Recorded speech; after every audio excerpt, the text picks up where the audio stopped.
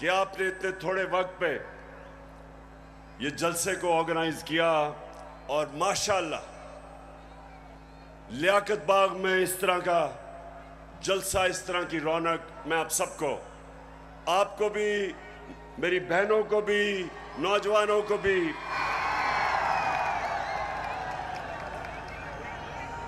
अच्छा, आपने बड़ा संजीदा तरीके से मेरी तकरीर सुननी है, क्योंकि आज मेरे मुल्क में कैंपेन चल रही है और मैं उस कैंपेन के ऊपर भी आऊंगा। उस कैंपेन का एक ही मकसद है कि मेरी कौम को हकीकी तौर पे आजाद ना होने दो। मेरे नौजवानों, खास तौर पे आप, मैं भी बैठा आपको देख रहा था, मुस्तकबिल आपका है।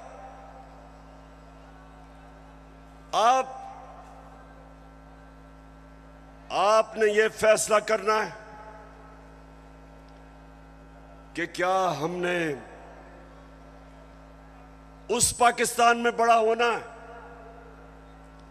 जिसकी ख्वाब देखी थी इल्लामा इकबाल ने और जिसके लिए जदोजहद की थी कायद आजम ने, या वो पाकिस्तान जिधर कमजोर के लिए एक कानून, ताकतवर कानून से ऊपर कमजोर अपने हकूक ढूंढता है और ताकतवर सारे कानून तोड़ता है। ये पाकिस्तान जिस तरफ जा रहा है, मेरे नबी सल्लल्लाहु अलैहि वसल्लम ने तकरीबन 1500 साल पहले कहा था कि तुम्हारे से पहले बड़ी कौमें तबाह हुई। जो कमजोर जब चोरी करता था तो जेल में डाल देते थे, लेकिन जब ताकतवर जुर्म करता था तो वो माशरा उनको नहीं पकड़ता था, कौम तबाह हो जाती थी। आज अगर हमारी कौम एक अजीम कौम नहीं बन सकी तो वो जो मेरे नबी सल्लल्लाहु अलैहि वसल्लम ने 1500 साल पहले कहा था, उस वजह से नहीं हो सकी। जिस मुल्क के ऊपर उसका सारा करप्ट टोला डाकू ईवानों में बैठ जाए और आम आदमी अपने बुनियादी हुकूक की तलाश में हो, जितनी मर्जी चोरी करनी है बड़ा डाकू चोरी करे, उसको पाकिस्तान का जब निजाम, इंसाफ का निजाम नहीं पकड़ता, उस मुल्क का कोई मुस्तकबिल नहीं है। इसलिए मैंने अपनी हकीकी आजादी की तहरीक का आगाज जो आज मैं शुरू कर रहा हूं, मैंने लियाकत बाग से किया, क्योंकि ये एक ऐसा तारीखी जगह है कि जो पाकिस्तान की मूवमेंट में कायद आजम के साथ लियाकत अली खान खड़े हुए थे, उनकी शहादत यहां हुई थी। मैं ये चाहता हूं कि मेरी सारी कौम आज तैयार हो जाए।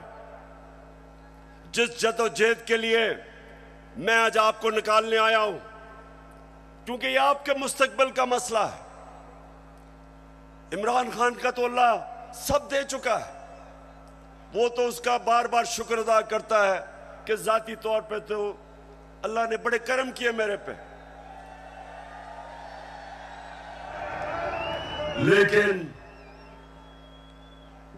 मुझे आपकी फिक्र है पाकिस्तानियों। जो आज मुल्क से हो रहा है, मुझे आपकी फिक्र है।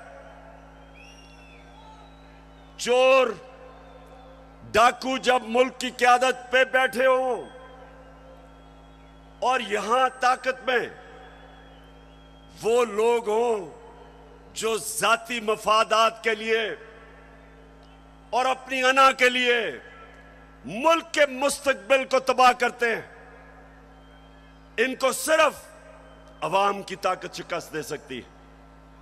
और मैंने अपनी आज कौम से वादा कर रहा हूं कि जब तक मैं अपनी कौम को हकीकी आजादी नहीं दिलवाऊंगा, मैं पाकिस्तान की सड़कों पे होऊंगा, मैं अपने लोगों के अंदर जाऊंगा, मैं अपनी कौम को उठाऊंगा।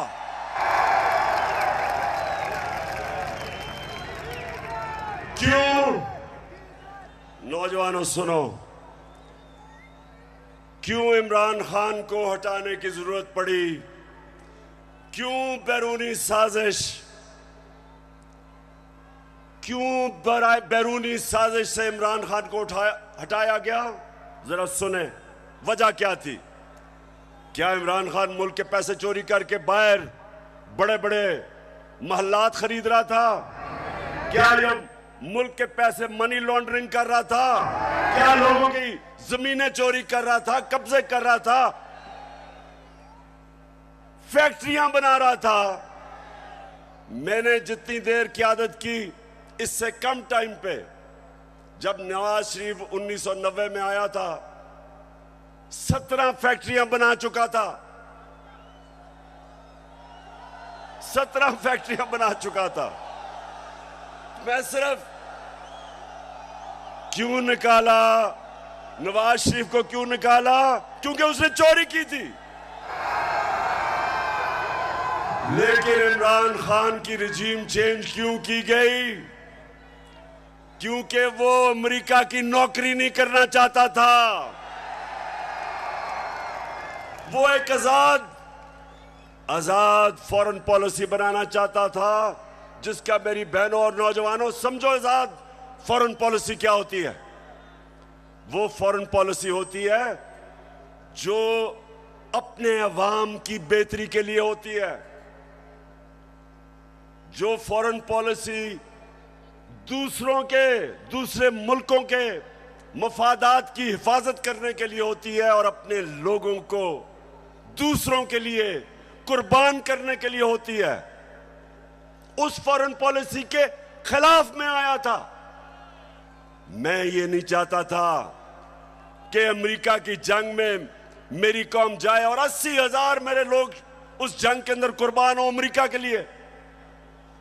मैं नहीं चाहता था कि अगर आप अमेरिका अफगानिस्तान में यहां से हमारे ऊपर से कोई कार्रवाई करे, मैं नहीं चाहता था कि मेरा मुल्क मुलव्वस हो उसमें। क्योंकि मैं क्यों चाहूं कि अफगानिस्तान से हमारे ताल्लुकात खराब हो? मैं चाहता हूं कि मेरी फॉरेन पॉलिसी हो जो मेरे लोगों की बेहतरी में हो। अगर रूस से मुझे 30 या 40% कम कीमत पे तेल मिलता था और मैं अपने लोगों को सस्ती पेट्रोल और फजलुर रहमान दूं, तो मैं क्यों ना दूं? दिल में होनी इंसाफ को हो इंसाफ, कहे इमरान खान। तो चली है अब तहरीक के होगा ठीक, ये प्यारा पाकिस्तान। दिल में तो मैं अगर हिंदुस्तान अमेरिका का स्ट्रेटेजिक एलाई, वो रूस से तेल खरीद सकता है और अपने लोगों को पेट्रोल और डीजल 25 रुपए लीटर कम दे सकता है, तो मैं क्यों ना दूं? अगर मुझे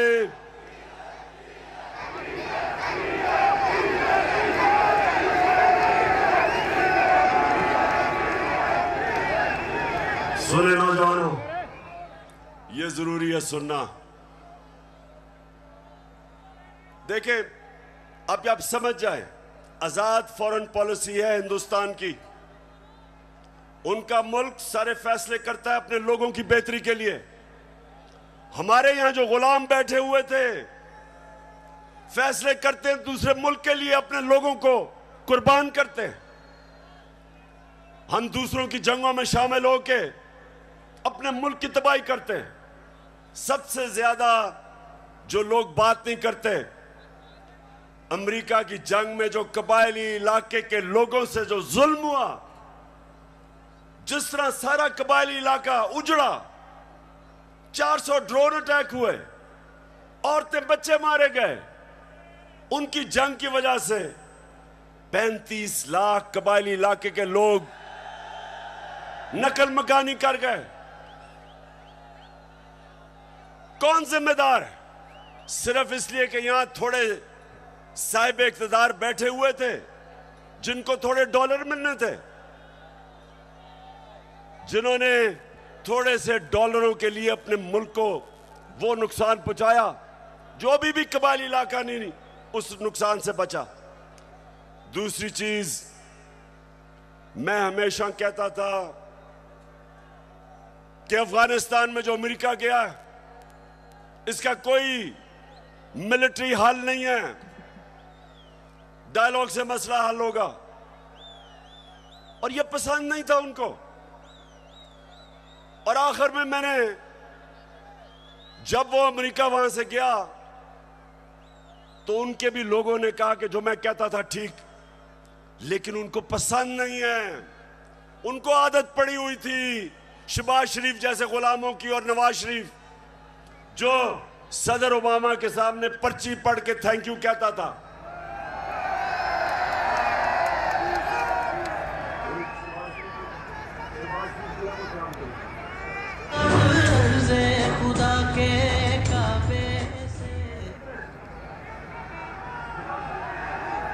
अच्छा सुने, अब ये बड़ा जरूरी है आपने सुनना, क्योंकि मैंने आज आपको खास आगाज करने आया हूं अपनी हकीकी आजादी की तहरीक, और मैं सबको तैयार करने आया हूं। तो सुनने आपने मेरी बात कि पहले तो हटाया क्यों, फिर इनको तकलीफ क्या हुई बाहर वाले मुल्कों को। पहली दफा पाकिस्तान का प्राइम मिनिस्टर OIC की मीटिंग में जाता है, यूनाइटेड नेशंस की जनरल असेंबली में जाता है, और क्या कहता है? कहता है कि मुसलमानों को बड़ी तकलीफ होती है जब हमारे नबी सल्लल्लाहु अलैहि वसल्लम की शान में गुस्ताखी की जाती है।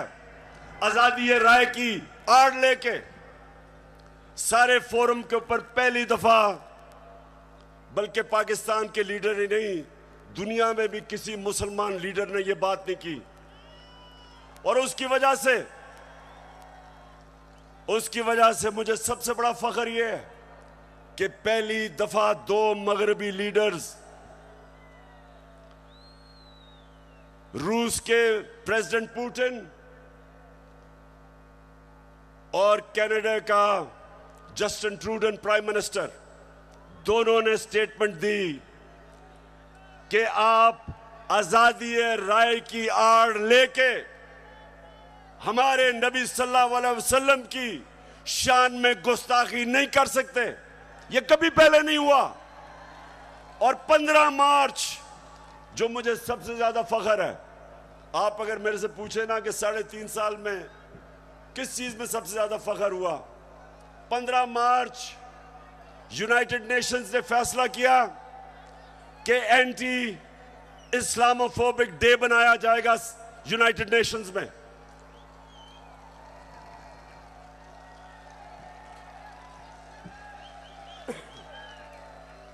तो मेरे पाकिस्तानियों, ये वो लोग जो आदी हुए थे, वो तिफल क्या गिरेगा जो घुटनों के बल चले, इनके आदी हुए थे, आदी हुए थे, उनको पसंद नहीं आया। ये पूरा साजिश हुई। डोनाल्ड लू ने धमकी दी, साजिश पहले से हुई थी, और इन्होंने तब वो गवर्नमेंट गिराई जो उस वक्त 17 साल के बाद सबसे बेहतर माशी तरक्की कर रही थी। 17 साल के बाद आखिरी 2 साल में 5.6% और 6% पाकिस्तान इकोनॉमिकली हमारी ग्रोथ रेट थी, हमारी दौलत में इजाफा था। उस गवर्नमेंट को गिराया जिसकी रिकॉर्ड एक्सपोर्ट्स थी, रिकॉर्ड टैक्स कलेक्शन, बैरून मुल्क पाकिस्तानियों ने रिकॉर्ड रेमिटेंसेस भेजी, उस गवर्नमेंट को इन्होंने गिराया। किसानों के लिए बेहतरीन जो हमने पैकेजेस दिए, रिकॉर्ड फसलें हुई, उस गवर्नमेंट को इन्होंने गिराया। और उन्होंने गिराया इसलिए कि इनको इमरान खान नहीं चाहिए था, इनको चेरी ब्लॉसम चाहिए था। अब देखो, ये जरा देखें, होके आया हूं मैं, यूएई के होके, अभी मैं तुर्की होके आया हूं, और मैंने उन भाइयों को कहा कि आप हमारे बड़े अजीम भाई हैं, हमेशा आपने हमारी मदद की। और मैंने यही कहा, जब मैं आया हूं तो आप समझेंगे शायद ये मांगने आया है, मैं मांगने नहीं आया, लेकिन मजबूरी है। हमारा जिस तरह माजी में 75 साल में आपने हमारा हाथ बटाया है, कुछ अर्सा आप हाथ बटा। मैंने कहा मैं वादा करता हूं कि इंशाअल्लाह हम पूरी कौम, हम मिलकर दिन रात, हमेशा आपने हमारी मदद की। और मैंने यही कहा, जब मैं आया हूं तो आप शायद ये मांगने आया है, मैं मांगने नहीं आया, लेकिन मजबूरी है।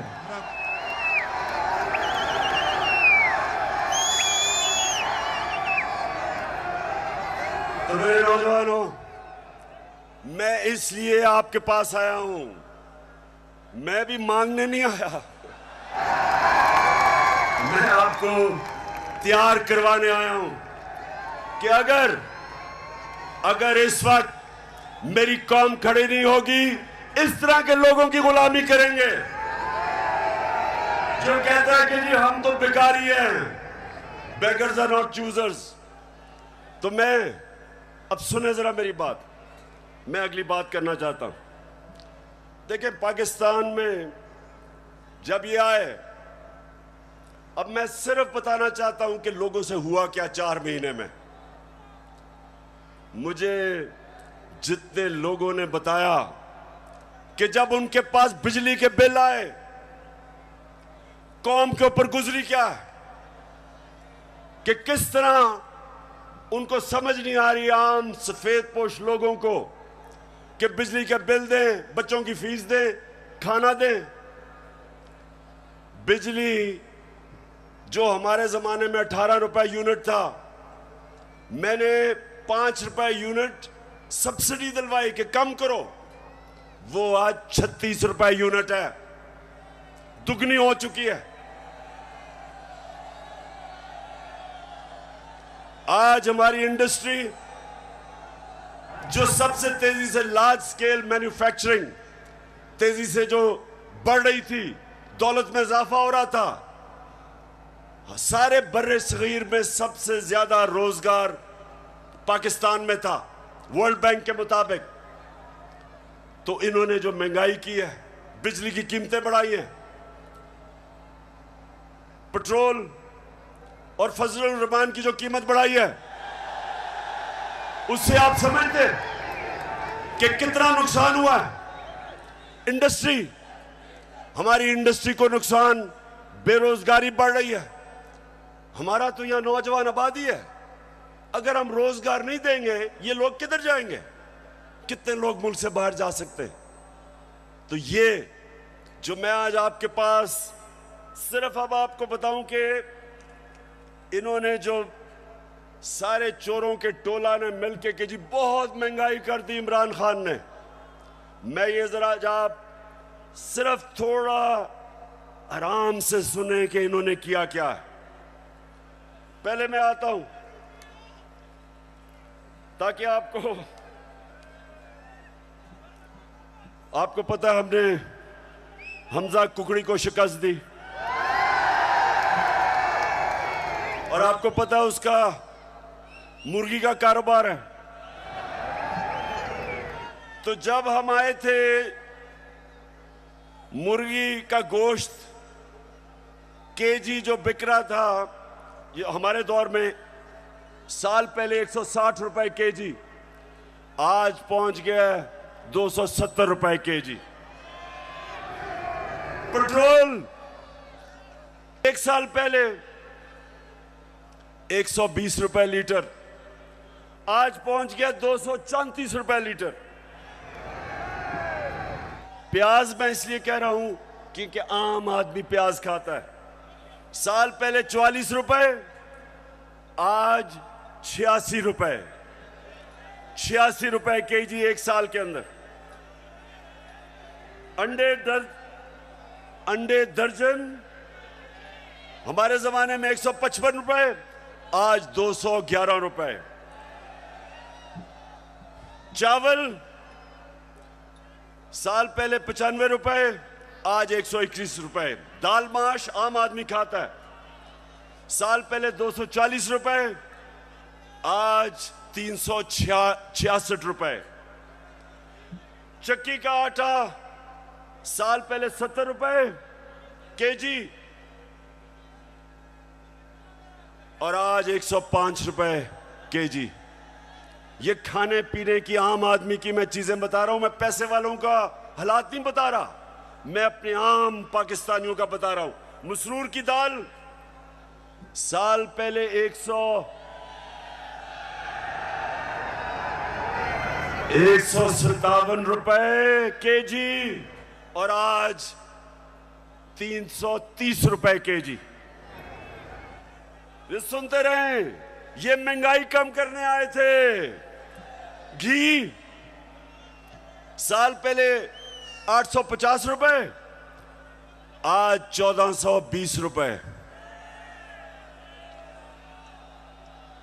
और जरा 3 चीजें सुन लें। देखें हमारे ऊपर कर्जे चढ़े हुए हैं। अब जरा सुने, जरा मैं चाहता हूं नौजवानों आप सुने, क्योंकि आपका मुस्तकबिल है। हमारे ऊपर कर्जे चढ़े हुए थे। कर्जे कैसे उतारने हैं? दौलत में इजाफा करके कर्जे उतरते। आपकी जब फैक्ट्रियां चलती हैं, बाहर से सरमायाकारी होती है, आपकी किसानों की पैदावार बढ़ती है, दौलत में इजाफा होता है, उससे आप अपने कर्जे वापस करते हैं। मसलन मैंने दुकान के लिए कर्जा लिया, मैंने दुकान बना ली, अब मैंने कर्जा ले लिया। अब जब जैसे जैसे मेरी ज्यादा सेल होगी, मेरी दौलत में इजाफा होगा, मैं कर्जे वापस करूंगा। अब जब से ये आया, क्या हो रहा है? बजाय दौलत में इजाफा होने के फैक्ट्रियां बंद हो रही हैं।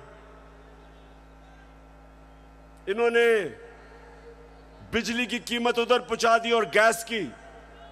फैक्ट्रियां मुकाबला नहीं कर सकती हिंदुस्तान का, एक्सपोर्ट्स गिर रही हैं।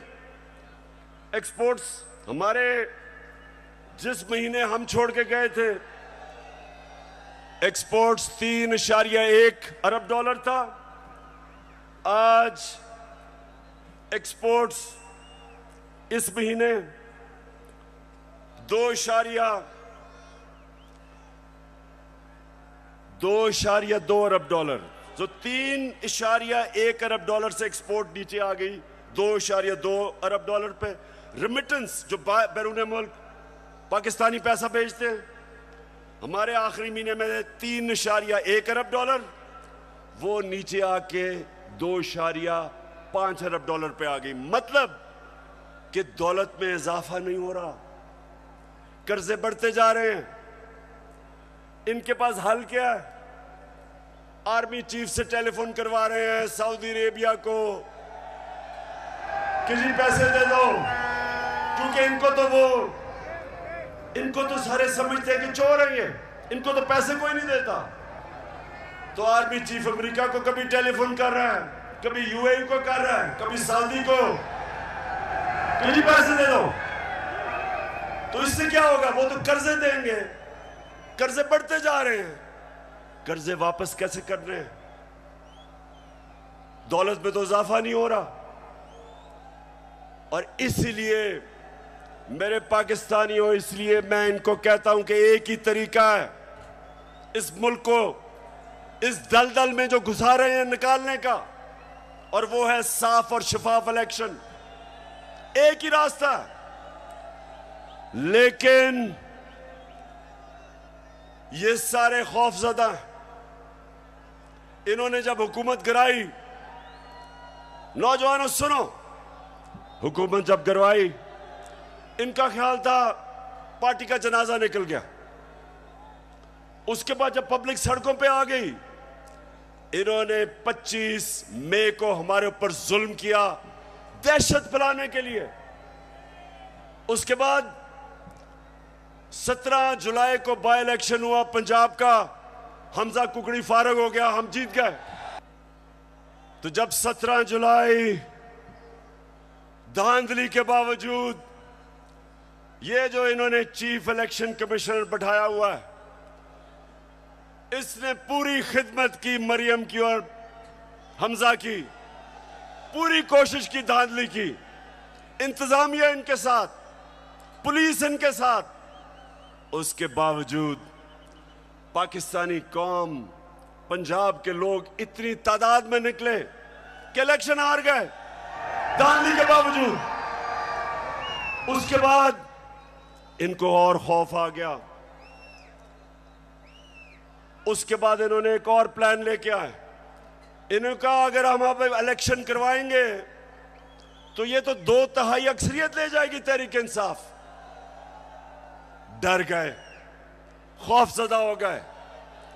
फिर इन्होंने एक और प्लान बनाया, और प्लान बनाया कि तहरीक इंसाफ को क्रश करो। पाकिस्तान की जो सबसे बड़ी पार्टी, किसी ना किसी तरह इसको क्रश कर इलेक्शन तब तक ना कराओ जब तक पार्टी क्रश ना हो। और मैं बार बार आइन और कानून के बीच में रहता रहा। 25 मई को जो इन्होंने जुल्म किया, उसके बावजूद अगर मैं उस दिन डी चौक में, अगर मैं उस दिन वहां से अपना धरना खत्म ना करता, मुझे पता था कि शाम को खून होना है। तो मैंने वापस इसलिए 25 मई को मैंने धरना इसलिए खत्म किया कि मैं नहीं चाहता था कि यहां तोड़ फोड़ हो, मैं नहीं चाहता था मुल्क में इंतशार हो, मैं नहीं चाहता था कि मेरे मुल्क को नुकसान हो। और मुझे पता था कि जिस तरह पुलिस ने दहशतगर्दी की और रेंजर्स ने हमारे ऊपर जिस तरह रबर बुलेट चलाई औरतों बच्चों पे, मुझे पता था कि अगले दिन इंतशार होना था। मेरे ऊपर केसेस कर दिए, 16 FIR मेरे पे काट दी। उसके बाद इन्होंने क्या किया, जरा गौर से सुने ताकि मैं आपको अपना अगला लाएअमल बताऊं। इन्होंने किया क्या, इन्होंने उसके बाद फैसला किया कि तहरीक इंसाफ को दबाया जाए। हमारे वर्कर्स के ऊपर FIRs, धमकियां,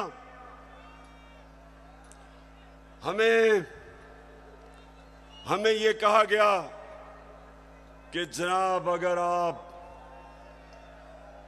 अगर आप किसी किस्म का, अगर आपने किसी किस्म का कानून तोड़ा तो सारा स्टेट की ताकत आपके ऊपर आ जाएगी। एक बहुत बड़ा इस्लामाबाद में तब्दीली भी हुई। एक मिस्टर एक्स उधर लाहौर में और एक मिस्टर वाई को इस्लामाबाद लाया गया हमें सीधा करने के लिए। देखें, मैं अब आता हूं जिस चीज के ऊपर मुझे सबसे ज्यादा तकलीफ है। इन्होंने शहबाज गिल को पकड़ा, अगवा किया, उसको पकड़ के अंदर ले गए, नंगा करके उसको मारा।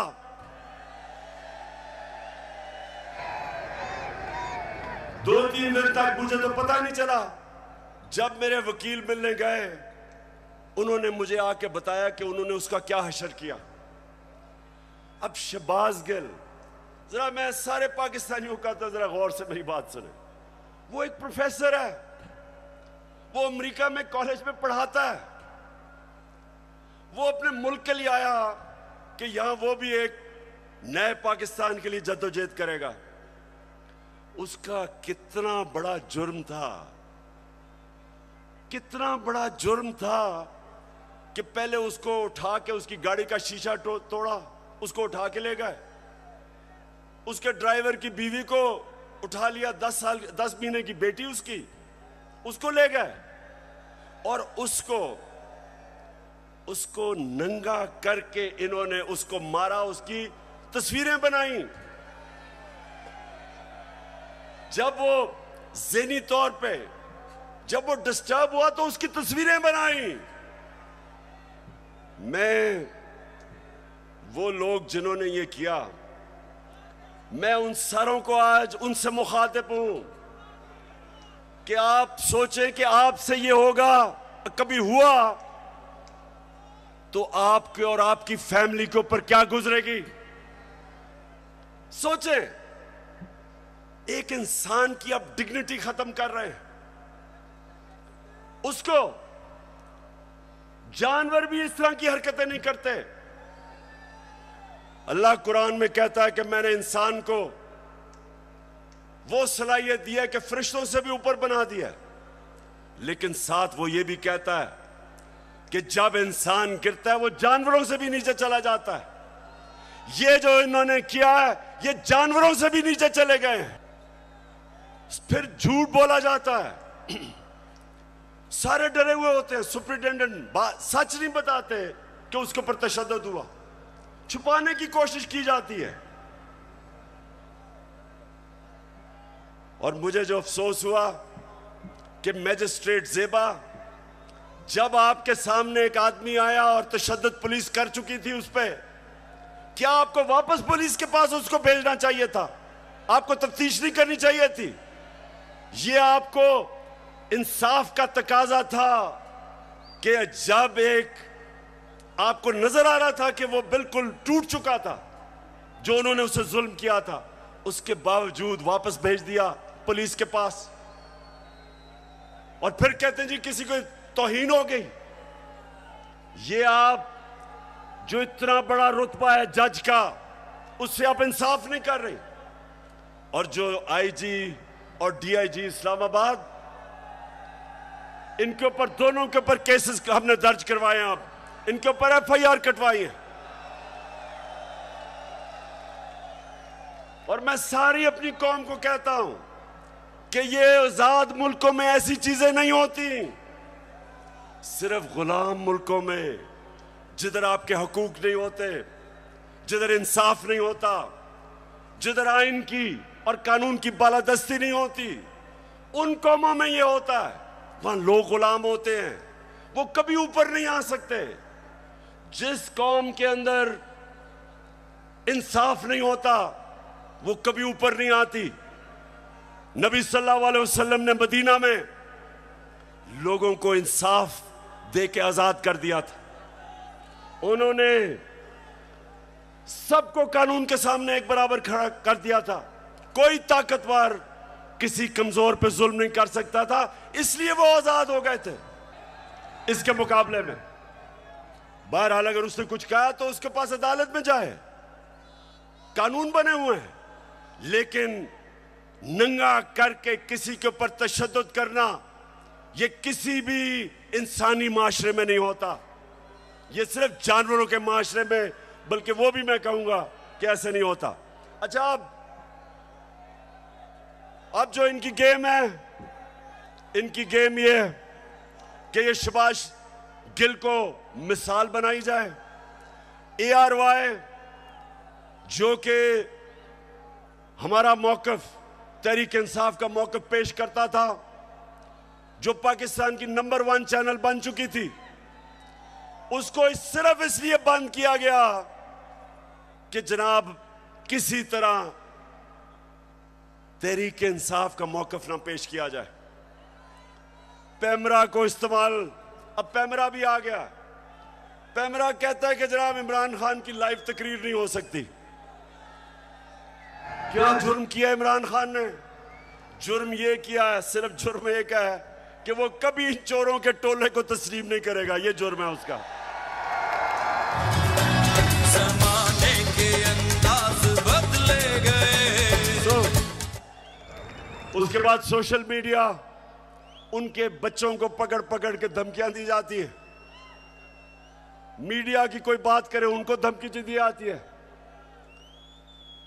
तो मैं आखिर में अब मैं अपने न्यूट्रल से मुखातिब हूं।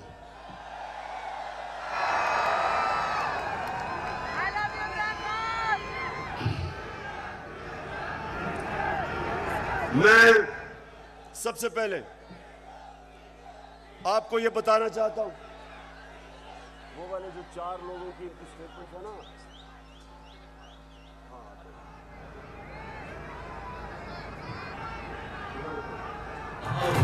ऐसे एक मिनट अभी नहीं, अब जरा सुने गौर से, क्योंकि मैं अपने न्यूट्रल से मुखातिब हूं। मैं अब जरा उनको बताना चाहता हूं हमारे से हुआ क्या। जब 25 मई को हमारे ऊपर पुलिस ने तशद्दुद किया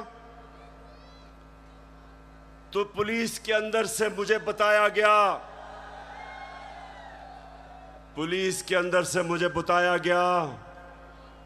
कि जनाब ये पीछे से हमें हुक्म था, यानी कि न्यूट्रल्स का प्रेशर था कि इनको फेंटा लगाओ। जरा सुनते जाए, मैं इस मुल्क के अंदर मेरा जीना मरना है, मैं कोई बाहर नहीं भागूंगा, मेरी कोई बाहर जगह नहीं है, मेरा जीना मरना यहां है। और शायद बाकियों से ज्यादा मुझे इस मुल्क की फिक्र है। तो मुझे ये कहा गया कि ना जनाब हमारे पीछे से प्रेशर है। मैं आज इसलिए कह रहा हूं सब कुछ कि मुझे पता है प्लान क्या बना हुआ है। जो मिस्टर वाई आया, मुझे पता है वो क्या प्लान बना के आया है कि मीडिया को दबाओ, आवाज बंद करो, इनको डराओ धमकाओ, शहबाज गिल को मिसाल बनाओ, इमरान खान को जेल में डाल दो। इमरान खान को जेल से कोई फर्क नहीं पड़ेगा। जो करना करो। मैं अपनी कौम के सामने सारी कौम को इकट्ठा करूंगा, और अगर ये जो डिस्क्वालीफाई कर रहे हैं जी, फंडिंग केस या फलाना केस, जो भी आप करेंगे आप अपनी कौम को नुकसान पहुंचाएंगे। क्यों? क्योंकि सबसे बड़ी पाकिस्तान में इस वक्त नेशनल लेवल पे फेडरल पार्टी तहरीक एक ही है, तहरीक इंसाफ। सारे पाकिस्तान में है, सारे सूबों में है।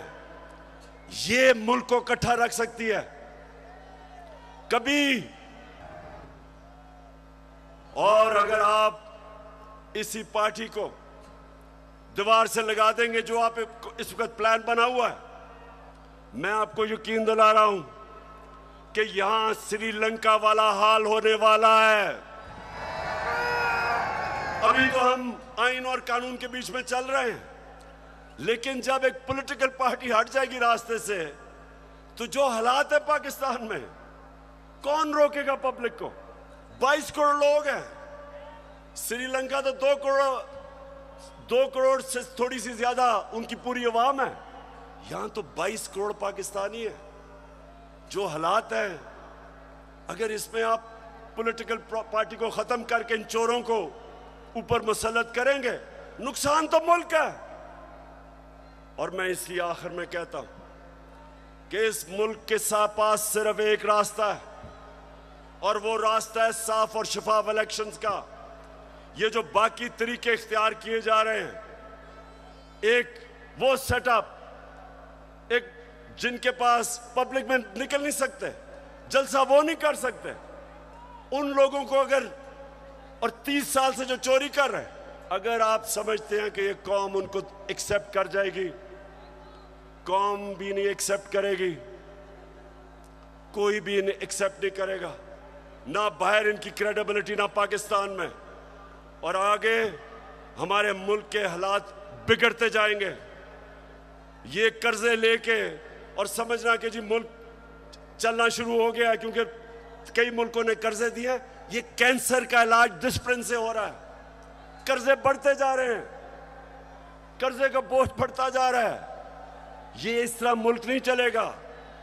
जब तक पॉलिटिकल स्टेबिलिटी नहीं आएगी, माशी हालात ठीक नहीं होंगे। तो मैं आखिर में अपनी तकरीर खत्म करने से पहले बलूचिस्तान के लोग, सिंध के लोग, और राजनपुर और डेरा गाजी खान जिधर सैलाब आए हुए हैं उधर के लोगों के लिए एक तो हम दुआ भी करते हैं, और मैं सारी गवर्नमेंट्स को, पंजाब की गवर्नमेंट को कह रहा हूं कि पूरी तरह मदद करें हमारे इलाकों में। केपी की गवर्नमेंट को कहूंगा कि जो भी हम कर सकें बलूचिस्तान में करें, और जो भी हालात हैं मैं चाहूंगा कि जो हमारे लोग बड़े खुल के ऐसे मौके पे मोबिलाइज होते हैं इन लोगों की मदद करें, क्योंकि लोग इस वक्त आपकी वजह से बहुत मुश्किल में। और आखिर में मैं ये भी मुबारक देना चाहता हूं सबको कि अभी जो कराची में बाय इलेक्शन है तहरीक इंसाफ जीत गई है। पाकिस्तान जिंदाबाद। मैं हूं जैस्मीन मंजूर और आप मुझे देखेंगे सिर्फ बोल पर।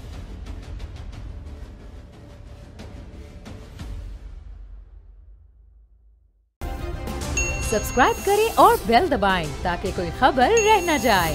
इय्याका नअबुदु व इय्याका नस्तईन।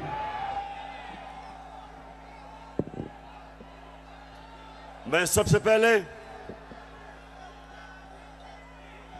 अपने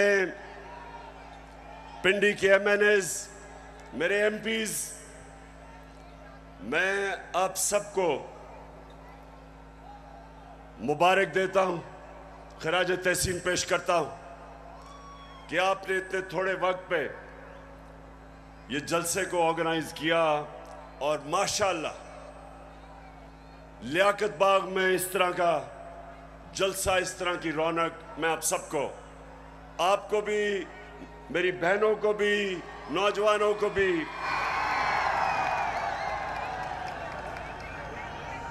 अच्छा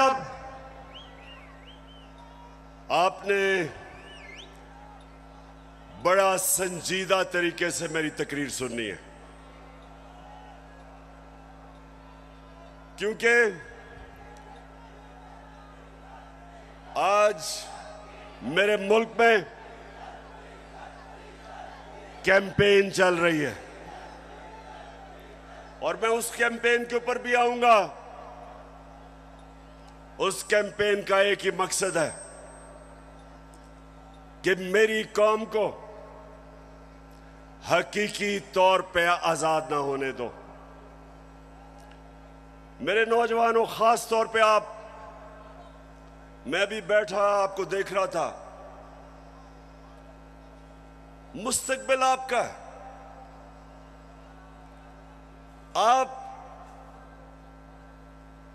आपने ये फैसला करना है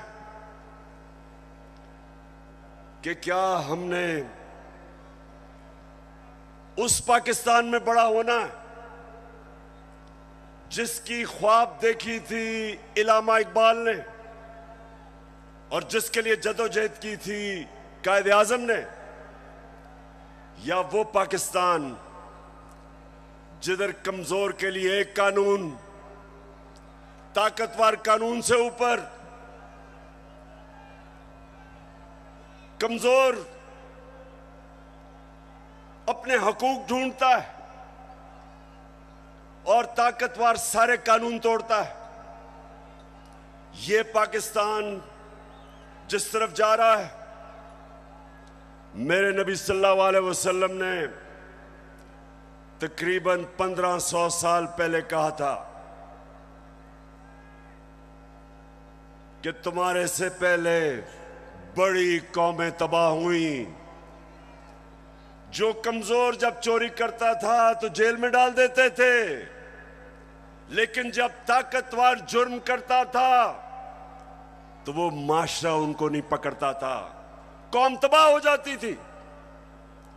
आज अगर हमारी कौम एक अजीम कौम नहीं बन सकी तो वो जो मेरे नबी सल्लल्लाहु अलैहि वसल्लम ने 1500 साल पहले कहा था, उस वजह से नहीं हो सकी। जिस मुल्क के ऊपर उसका सारा करप्ट टोला डाकू ईवानों में बैठ जाए और आम आदमी अपने बुनियादी हुकूक की तलाश में हो, जितनी मर्जी चोरी करनी है बड़ा डाकू चोरी करे, उसको पाकिस्तान का जब निजाम इंसाफ का निजाम नहीं पकड़ता, उस मुल्क का कोई मुस्तकबिल नहीं है। इसलिए मैंने अपनी हकीकी आजादी की तहरीक का आगाज जो आज मैं शुरू कर रहा हूं, मैंने लियाकत बाग से किया, क्योंकि ये एक ऐसा तारीखी जगह है कि जो पाकिस्तान की मूवमेंट में कायद आजम के साथ लियाकत अली खान खड़े हुए थे, उनकी शहादत यहां हुई थी। मैं ये चाहता हूं कि मेरी सारी कौम आज तैयार हो जाए। जिस जदोजहद के लिए मैं आज आपको निकालने आया हूं, क्योंकि ये आपके मुस्तकबिल का मसला है। इमरान खान का तो अल्लाह सब दे चुका है, वो तो उसका बार बार शुक्र अदा करता है कि जाती तौर पे तो अल्लाह ने बड़े करम किए मेरे पे। लेकिन मुझे आपकी फिक्र है पाकिस्तानियों, जो आज मुल्क से हो रहा है, मुझे आपकी फिक्र है। चोर डाकू जब मुल्क की क़यादत पे बैठे हों और यहां ताकत में वो लोग हों जो जाती मफादात के लिए और अपनी अना के लिए मुल्क के मुस्तकबिल को तबाह करते हैं, इनको सिर्फ अवाम की ताकत शिकस्त दे सकती है। और मैंने अपनी आज कौम से वादा कर रहा हूं कि जब तक मैं अपनी कौम को हकीकी आजादी नहीं दिलवाऊंगा, मैं पाकिस्तान की सड़कों पे होऊंगा, मैं अपने लोगों के अंदर जाऊंगा, मैं अपनी कौम को उठाऊंगा।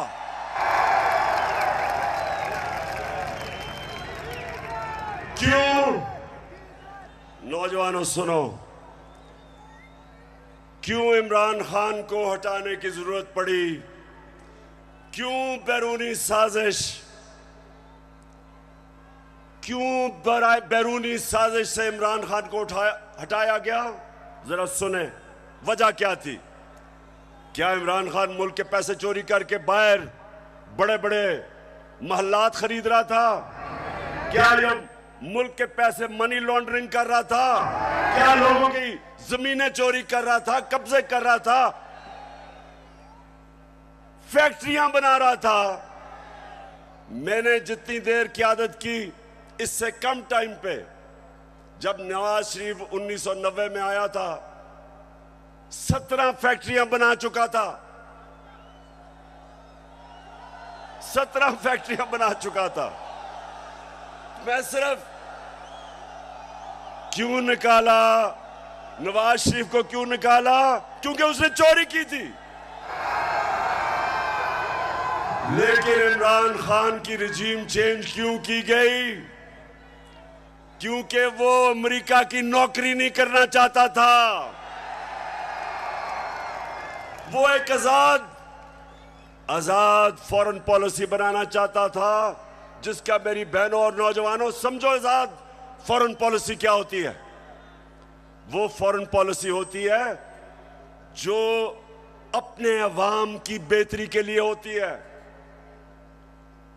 जो फॉरेन पॉलिसी दूसरे मुल्कों के मफादात की हिफाजत करने के लिए होती है और अपने लोगों को दूसरों के लिए कुर्बान करने के लिए होती है, उस फॉरेन पॉलिसी के खिलाफ में आया था। मैं ये नहीं चाहता था कि अमेरिका की जंग में मेरी कौम जाए और 80,000 मेरे लोग उस जंग के अंदर कुर्बान हो अमेरिका के लिए। मैं नहीं चाहता था कि अगर आप अमेरिका अफगानिस्तान में यहां से हमारे ऊपर से कोई कार्रवाई करे, मैं नहीं चाहता था कि मेरा मुल्क मुलव्वस हो उसमें। क्योंकि मैं क्यों चाहूं कि अफगानिस्तान से हमारे ताल्लुकात खराब हो? मैं चाहता हूं कि मेरी फॉरेन पॉलिसी हो जो मेरे लोगों की बेहतरी में हो। अगर रूस से मुझे 30 या 40% कम कीमत पे तेल मिलता था।